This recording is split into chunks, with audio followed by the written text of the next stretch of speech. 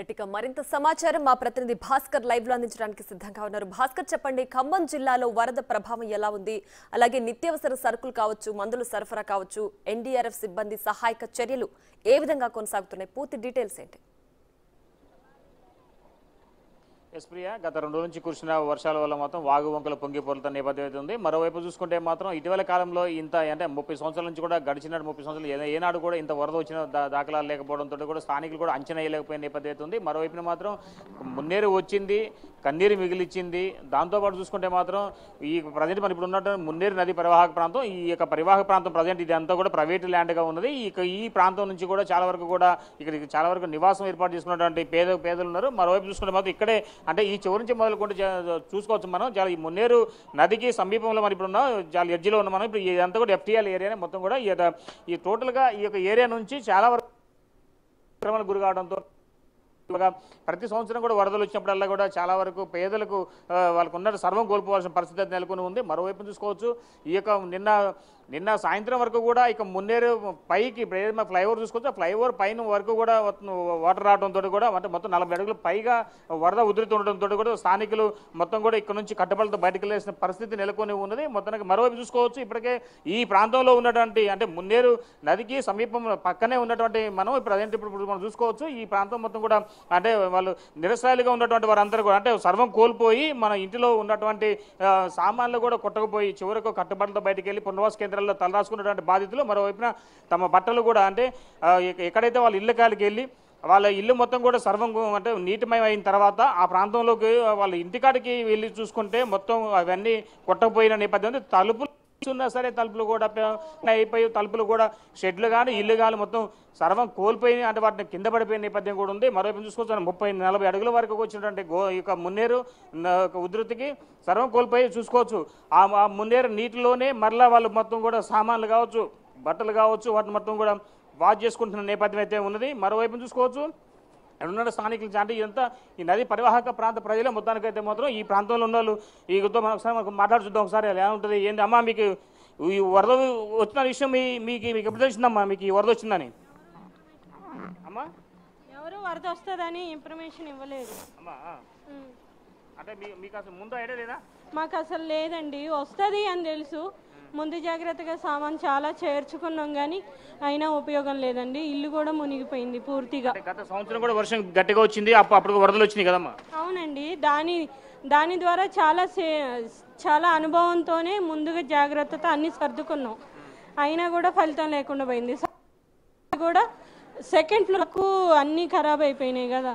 మేము first floor వరకు అని సేఫ్గా సదురుకున్నాం.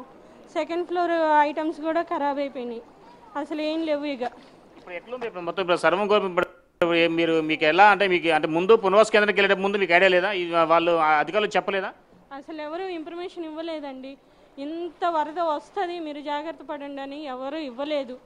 వర్షాలు కూడా అంతగా లేవని మేము కొంచెం అజాగ్రత్తగానే ఉన్నాం. అయినా కూడా ముందస్తు జాగ్రత్తతో సర్దుకున్నా కూడా అవ్వలేదు. మరో మహిళ మాట్లాడు చూద్దాం. చంద్రకళ ఏం జరిగింది, ఎలా జరిగిందని దానిపై మనం ఒకసారి మాట్లాడు చూద్దాం. ఒకసారి ఎలా ఉంది అసలు ఏంటి అసలు ఈ వరద ఎఫెక్ట్ ఎలా ఉందనే దానిపై చూద్దాం. అమ్మా, ఎలా ఉందమ్మా మీకు ఈ వరద వచ్చినప్పుడు? మీకు ముందు ఐడియా లేదమ్మా? మీకు చెప్పారు ఎవరైనా అధికారులు? ఎవరు చెప్పలేదండి మాకు. నీళ్ళు అన్నీ అన్ఎక్స్పెక్టెడ్గా మొత్తం ఇంట్లో దాకా వచ్చేదాకా కూడా ఎవరైనా చెప్పలేదు మాకు. మేము ఇంట్లోనే ఉండి టీ తాగుతున్నాం అంతే. బయటకు వెళ్ళి చూసరికి నీళ్ళు వచ్చేసినాయి. ఒక 10 నిమిషాల్లో జరిగిపోయింది ఇదంతా. అంటే గత సంవత్సరం కూడా వరద వచ్చినప్పుడు కూడా ఉంది కదా ఇబ్బంది? ఇంత లేదు, అప్పుడు చిన్నగా స్లోగా వచ్చినాయి కాబట్టి అందరూ చదువుకోవడం టైం ఉంది. ఈసారి టైమే లేదు అసలు. అది చూడొచ్చు, చాలా సర్వం కోల్పోయి మన నిలబడినటువంటి ప్రాంతం కూడా చాలా వరకు చూసుకోవచ్చు. ఈ ప్రాంతం అంతా కూడా ఈ ఒకప్పుడు ఇల్లులు ఉన్నాయే, ఈ ప్రాంతం చాలా క్లియర్గా చూసుకోవచ్చు. అంటే వరద ఉధృతి వలన కూడా కరెంటు తీగలు కూడా మొత్తానికైతే మాత్రం పడిపోయిన నేపథ్యం ఉంది. కరెంటు స్తంభాలు కూడా భారీ ఎత్తున కూడా పడిపోయిన నేపథ్యం ఉంది. అయితే దీంతో పాటు చాలా వరకు ఇదంతా రోడ్డే మనం చూసుకోవచ్చు. ఇదంతా కూడా రోడ్డు పాయింట్. ఇదంతా ఈ రోడ్డు పాయింట్లోనే ఇదంతా చూసుకోవచ్చు, ఆ క్లియర్ చూసుకోవచ్చు విజువల్స్లో మనం. ఈ కరెంటు వైర్లు మొత్తం కూడా విద్యుత్ స్తంభాలు కూడా విరిగిపడిన నేపథ్యం ఉంది.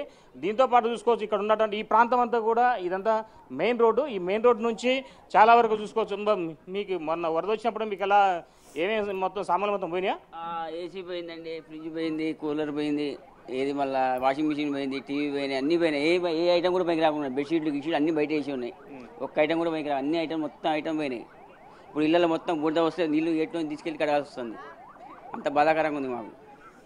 మొత్తంగా చూసుకోవచ్చు ఈ చాలా వరకు ఇల్లు ఉన్నటువంటి ఇక సర్వం కోల్పోయినటువంటి ఇక బాధితులకు ఇక్కడ చాలా వరకు అంటే ఇంట్లో సామాన్లు కూడా కోల్పోయారు. ఇక సామాన్లు కోల్పోయిన నేపథ్యంలో ఇక్కడ నుంచి కూడా వాటిని అంటే ఏరుకొని వచ్చి తమ ఇంట్లో నుంచి వచ్చిన సామాన్లు మొత్తం ఏరుకొని వచ్చి ఇక్కడే అంటే మళ్ళీ వాటిని ఇదే వరద నీళ్ళతోటి బాగు చేసుకుంటున్న నేపథ్యం అయితే ఉంది. ఒకసారి మాట్లాడి చూద్దాం వీళ్ళతో కూడా. కన్నీటి గాథలు మొత్తం చూసుకోవచ్చు.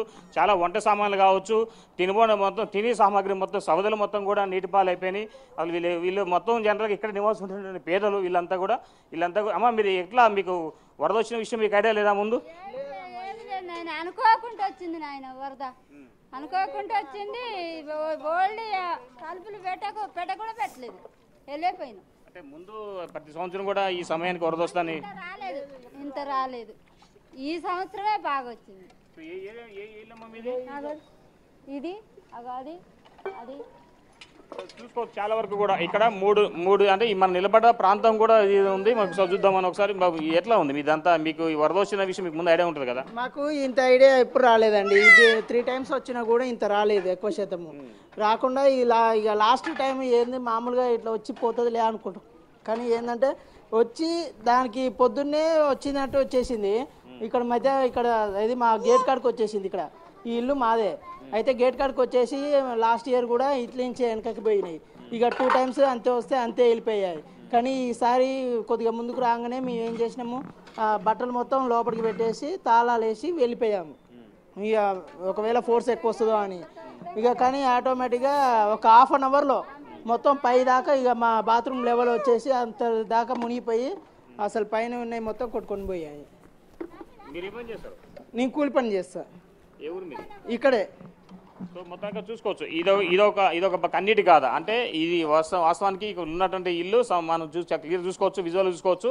ఆ సమీపంలో ఉన్నటువంటి రేకుల షెడ్ మొత్తం కూడా అంటే ఈ మున్నేరు ఒక ఉధృతికి ఒక 40 అడుగుల మీదకి వచ్చినటువంటి ఒక వరద ఉధృతి మొత్తానికైతే ఈ యొక్క ఉన్న సమీపంలో ఉన్నటువంటి అంటే మంచికంఠ నగర్ కావచ్చు, మరోవైపున వెంకటేశ్వర నగర్ కాలనీ కావచ్చు, ఒకవైపున ఈ ప్రాంతాల్లో బొక్కలగడ్డ కాలనీ కావచ్చు, అంటే మన ప్రగతి నగర్ కాలనీ కావచ్చు, ఈ మోతనగర్ ఈ ప్రాంతం మొత్తం కూడా సర్వం కోల్పోయి అంతా ఒక కట్టుబట్టలతో పట్టుకోవాలని పరిస్థితి ఉంది. మరో చూసుకోవచ్చు చాలా క్లియర్ ఇక్కడ ఇల్లు ఉన్నది. ఈ ఇంటికి సంబంధించి చాలా వరకు మనం మీటర్ కూడా చూసుకోవచ్చు. చాలా వరకు కూడా కరెంటు మీటర్ కూడా అంటే ఈ ఇంటికి సంబంధించి కరెంటు మీటర్ కూడా చివరకు అంటే ఇల్లు ఉన్నది అనే ఒక గుర్తింపు ఈ మీటర్ చూసుకొని ఇక్కడ ఒక ఇల్లు ఉన్నది అనేది అధికారులు గుర్తుపట్టుకునే విధంగా ఉన్నది పరిస్థితి అయితే నెలకొంది. అంటే ఇంత వరద ఉధృతి కన్నీరు మిగిల్చిందని చెప్పుకోవచ్చు మున్నేరు మొత్తానికైతే. మరోవైపున ఇప్పుడు చాలా క్లియర్ చూసుకోవచ్చు విజువల్స్ మొత్తం కూడా. మొత్తం అంటే మొత్తానికి రేకుల షెడ్ ఇల్లు మొత్తం పోయింది. ఇదంతా ఈ ప్రజెంట్ నిన్నటి వరకు కూడా ఇది ఇక్కడ ఉన్నటువంటి ప్రాంతాల్లో నివాసం ఉన్నటువంటి ప్రాంతం ఇదంతా కూడా ఈ ప్రాంతం మొత్తం కూడా నివాసం ఉన్నది. ఈ ప్రాంతంలో కూడా ఒకసారి ఇసుక మేటలు వేసింది. మరోవైపున చూసుకోవచ్చు దీంతోపాటు ప్రారీ గోడలు పడిపోవటం, ఇంటి గోడలు పడిపోవటం, చివరికి రేకుల షెడ్ కూడా మొత్తం ఇక్కడ నుంచి పడిపోయిన నేపథ్యం అవుతుంది. అంటే దానికి మించి వర్షం వచ్చిన అంటే వరద వచ్చిన నేపథ్యం ఉంది. అంటే 40 అడుగులు అని అంటే మనం చూసుకోవచ్చు క్లియర్గా. అంటే మున్నేరు యొక్క పూర్తి సామర్థ్యం 25 అడుగులు మాత్రమే. దానికి మించి డబుల్ రావడంతో ఒక్కసారిగా ఈ యొక్క ప్రాంతం మొత్తం కూడా ఇక్కడ నుంచి మొదలుకొని మోతీనగర్ నుంచి మొదలుకొని గాంధీ చౌక్ అంటే ట్రంక్ రోడ్డు వరకు కూడా ఈ వరద నీరు రావడంతో అక్కడ స్థానికులు ఆవేదన పడుతూ కేవలం కట్టుబట్టలతోటే బయటికి వెళ్ళాల్సిన పరిస్థితి నెలకొని ఉంది. మరోవైపు చూసుకోవచ్చు అంటే వీళ్ళంతా కూడా డైలీ వేజ్ వర్కర్స్. ఇక్కడ వివిధ ప్రాంతాల్లో వెళ్ళి డైలీ వేజ్ వర్కర్ చేసుకుంటూ ఉన్నటువంటి వర్కర్స్ వీళ్ళంతా మాత్రమే. కానీ ఈ వరద వచ్చిన ఒక ఉప్పెనలకు వచ్చిన ఈ వరద వలన సర్వం కోల్పోయి కాయకష్టం చేసి సంపాదించుకున్న డబ్బంతా కూడా దాచుకున్న డబ్బు కానివచ్చు, అదే సిరి సంపదలు కావచ్చు, సర్వం నీలమట్టం అయిపోయిందని చెప్పుకోవచ్చు. మరోవైపున పశువు విషయానికి వస్తే మాత్రం చాలా వరకు కూడా పశువులు కూడా ఇక వరద ఉధృతి వల్ల కట్టుపోయిన నేపథ్యం ఉంది. మరోవైపున ఇది ఖమ్మం పరిస్థితి ఇలా ఉంటే మదర్ నియోజకవర్గం విషయం చూస్తే కనుక మదర్ నియోజకవర్గం పరిస్థితి చాలా ఘోరంగా ఉంది. అక్కడ కూడా ఒకవైపున Khammam to Wyra to mother వెళ్ళే ప్రాంతానికి మొత్తం రాకపోకలు నిన్నటి వరకు కూడా లేవు. మరోవైపున విజయవాడ టు ఖమ్మం వెళ్ళాల్సిన రాకపోకలు కూడా లేకుండా పరిస్థితి నెలకొంది. అక్కడ చాలా వరకు గొలుసుకట్టు చెరువులు మొత్తం కూడా తెగిపోవడంతో అక్కడ లోతడి ప్రాంతాలు మొత్తం కూడా ఆ చెరువు ప్రాంతాల కింద ఉన్నటువంటి లోతడి ప్రాంతాలు మొత్తం కూడా నిర్మయం అయింది. దానికి సంబంధించి డిప్యూటీ సీఎం బట్టి విక్రమార్క కూడా అర్ధరాత్రి మదర్ నియోజకవర్గ పర్యటన చేసుకున్నారు. అక్కడ 3 గంటల నుంచి కూడా సహాయ చర్యలు అందించే విధంగా ఆయన కూడా ప్రత్యక్షంగా పరివాహక ప్రాంతాలకు వెళ్ళి ముంపు ప్రాంతాలు పర్యటన చేస్తున్నారు. మరి కాసేపట్లో సీఎం రేవంత్ రెడ్డి కూడా ఖమ్మం పర్యటన చేయబోతున్న నేపథ్యం అయితే ఉంది. అయితే ఈ ప్రాంతంలో మొత్తానికైతే మాత్రం ఇక్కడ ఉన్నటువంటి ఈ ఏదైతే ముప్పు ప్రాంతాలు ఉన్నాయో ఈ ప్రాంతాలన్నిటికీ కూడా అంటే ఈ ప్రాంత వాసులకు భరోసా ఇచ్చే విధంగా సీఎం రేవంత్ రెడ్డి ఒక నిర్ణయం తీసుకోబోతారని చెప్పని ఆశగా ఎదురు చూస్తున్నారు జిల్లా ప్రజలు. మరోవైపు ఈ ముంపు ప్రాంత ప్రజల కోసం శాశ్వత పరిష్కారం చూపెట్టే విధంగా తన యొక్క ఆలోచన ఉంటుంది అన్నట్టుగా వాళ్ళు వ్యక్తం చేస్తున్నట్టు ఉంది ప్రియా. రైట్ భాస్కర్, అయితే ఖమ్మం జిల్లా వాసులు చెప్తున్నట్లు అంటే ఇది వరకు కూడా ఎప్పుడు ఇంత వర్షం రాలేదు, ఇప్పుడే ఇంత భీకరంగా వర్షం కురిసింది, సో మొత్తం సర్వస్వం కూడా కోల్పోయాము అని చెప్తున్నారు. సో గవర్నమెంట్ కూడా అదే చెప్తోంది, అంటే ఈ గత 5 ఏళ్లకో 10 ఏళ్లకో కురుస్తుంది, ఇలా ఈ రేంజ్లో వర్షం రావడం అనేది చాలా అంటే అంచనా వేసే లోపలే ఇది జాతీయ విపత్తుగా మారిపోయింది అని చెప్పి కూడా సీఎం రేవంత్ రెడ్డి ప్రధానికి లేఖ రాశారు కదా. సో ఎప్పటికప్పుడు తక్షణమే చర్యలు తీసుకునే విధంగా గవర్నమెంట్ అయితే ముందుకు అడుగులేస్తోంది. సో ఈ రోజువారీ కూలీ పనులు చేసుకునే వాళ్లకు నిత్యావసర సరుకులు కూడా అందించాలి అని చెప్పి కూడా అందరూ కూడా సత్వరమే చర్యల్లో పాల్గొంటున్నారు కదా. సో వాళ్ళకి ఆ చర్యలన్నీ అందుతున్నాయా, గ్రామస్తులు ఏం చెప్తున్నారు?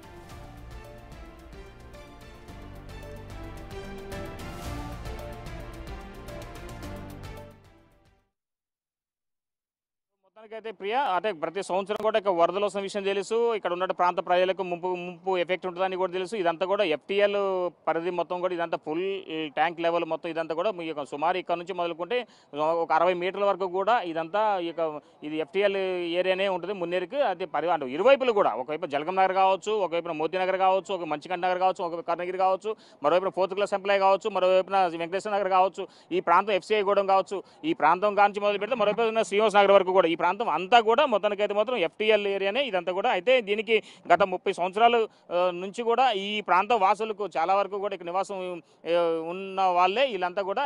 అయితే ఇంత విపత్తు వస్తుంది అనేది వాళ్ళకి ముందస్తుగా వాళ్ళు అంచనా వేయలే పరిస్థితి ఉంది. గత సంవత్సరం కేవలం 30 అడుగులు మాత్రమే వరద వచ్చింది, కానీ ఈసారి మాత్రం 40 అడుగులు అంటే దానికి మించి రావడంతో కూడా ఇంత విపత్తు వచ్చింది. దీనిపై ఇప్పటికే సీఎం రేవంత్ రెడ్డి కూడా సహాయ చర్యలకు జాతీయ విపత్తుగా గుర్తించాలని ఒక ప్రధానమంత్రి లేఖ రాయడం కూడా జరిగింది. కానీ దీనికి శాశ్వత మార్గం ఒకటి ఉంది, చిన్న ఇక్కడ స్థానికులు చెప్పుకునే ఒక చిన్న విషయం మొత్తానికి ఒకటి ఉంది ప్రియా. ఇది ఏంటంటే ఈ ఖమ్మంలో గోల్బార్ ఛానల్ అనేది ఒకటి ఉంది. ఈ గోల్బార్ ఛానల్ సుమారు 40 అడుగుల మేరకు డెప్త్తో పాటుగా కనీసం 20 అడుగుల వరకు వెడుతుండేది. దాని మొత్తం కూడా గత ప్రభుత్వ హయాంలో చివరకు దాన్ని కుదించేసి చివరకు 4 అడుగులు వెడుతు మీద సుమారు ఒక 6 అడుగుల డెప్త్లో తీయటం వలన కూడా ఇది ఒక విపత్తుకు గల కారణం అని నేను చెప్తాను కూడా వీళ్ళంతా కూడా చెప్తున్న నేపథ్యం అయితే ఉంది. మరోవైపు చూసుకుంటే ఇక ఈ ప్రాంతంలో చాలా వరకు అంటే ఈ ముంపు ప్రాంత ప్రజలకు చాలా వరకు ఈ విపత్తు ఒక 40 అడుగులు మున్నేరు వచ్చినా సరే కనీసం ఏం గతంలో ఉన్న విధంగా ఉంటే ఇక్కడ నీళ్ళు అక్కడ ఇటు సైడ్ ఎటువైపు అంటే డైవర్ట్ అయ్యేది. కానీ ఇప్పుడు మొత్తం కూడా ఇక్కడ FTL ఏరియా అంటే ఇక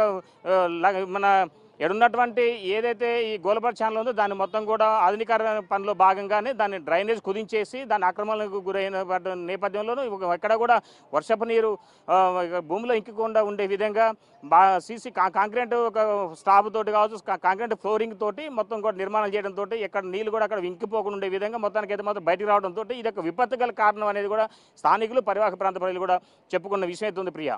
కానీ ఏది ఏమైనా ఇలాంటి విపత్తు వస్తున్న తరుణంలో అధికారులు మాత్రం ఇప్పటికే గత ప్రభుత్వ హయాంలో జరిగిన మిస్టేక్స్ జరగకుండా ఉండే విధంగా ఈ రేవంత్ సర్కార్ మాత్రం ఈ మున్నేరు పరివాహక ప్రాంతం మొత్తానికి కూడా ఒక కాంక్రీట్ వాల్ నిర్మించే విధంగా ఇప్పటికే పనులు మొదలుపెట్టారు. కానీ ఆ పనులు కూడా మిడిల్లో ఉన్న నేపథ్యంలో వరద వచ్చిన తరుణంలో ఇప్పటి వరకు అంటే అక్కడ నిర్మాణం చేపట్టిన పనులు కూడా చాలా వరకు కట్ అయిపోయి చెప్పుకోవచ్చు Priya. Right Bhaskar, thanks for the updates.